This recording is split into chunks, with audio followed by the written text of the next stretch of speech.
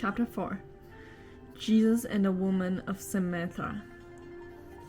Now when Jesus learned that the Pharisees had heard that Jesus was making and baptizing more disciples than John, although Jesus himself did not baptize, but only his disciples, he left Judea and departed again for Galilee, and he had to pass through Samaria.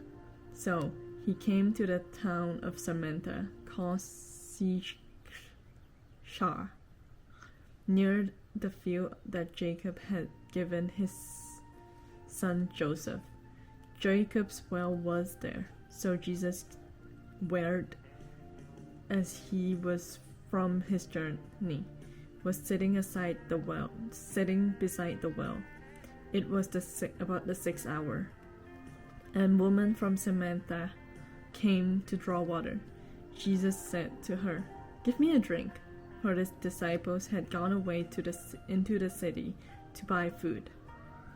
The Samaritan woman said to him, "How is it that you, a Jew, ask for a drink from me, a woman of Samaria? For a Jew have no dealings with Samaritans." Jesus doesn't seem to care about those stupid rules. I like that. Jesus answered her, "If you knew the gift of God, who is it that is saying to you, 'Give me a drink,' you would have asked him, and he would have given you living water." Living water?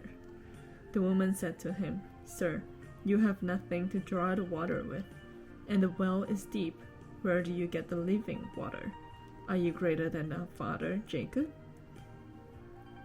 He gave us the well and drank from it itself, as did his son and his livestock." Jesus said to her, "Whoever drinks of this water will be thirsty again, but whoever drinks the water that I will give him will never be thirsty again. The water that I will give him will become in him a spring of water welling up to eternal life." Now it makes sense. Living water means eternal life. The woman said to him, "Sir, give me this water so that I will not be thirsty or have to come again to draw water." Jesus said to her, "Go, call your husband and come here." The woman answered him, "I have no husband." Jesus said to her, "You're right in saying, 'I have no husband,' for you have had 5 husbands, and the one you now have is not your husband." Man, he knows everything about everybody. What you have said is true. The woman said to him, "Sir, I perceive that you are a prophet. Our father worshipped on this mountain, but you say that in Jerusalem is the place where people ought to worship." Jesus said to her, "Woman, believe me, the hour is coming when neither on this mountain nor Jerusalem you will worship the Father." Cool to think when we can worship God anywhere. Yeah.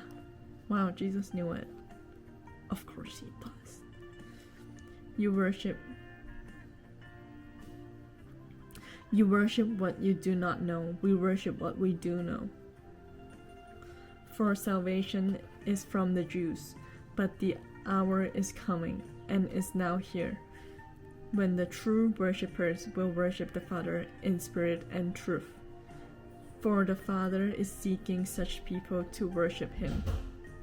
God is spirit, and those who worship him must worship in spirit and truth. The woman said to him, "I know that Messiah is coming, he who is called Christ. When he comes, he will tell us all things." Jesus said to her, "I who speak to you am he." Big point. Jesus said he is the promised Messiah. That's a huge claim. Yeah. Saying that I am God. When he comes, you speak. I speak. Just then his disciple came back. They marveled that he was talking to a woman, but no one said, "What do you seek?" or "Why are you talking with her?"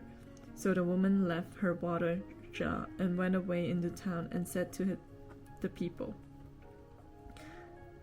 Her story was too juicy not to share. I'll tell everyone too. Come, see the man who told me all that I've ever did. Can this be the Christ? They went out of the town and were coming to him. Meanwhile, the disciples were urging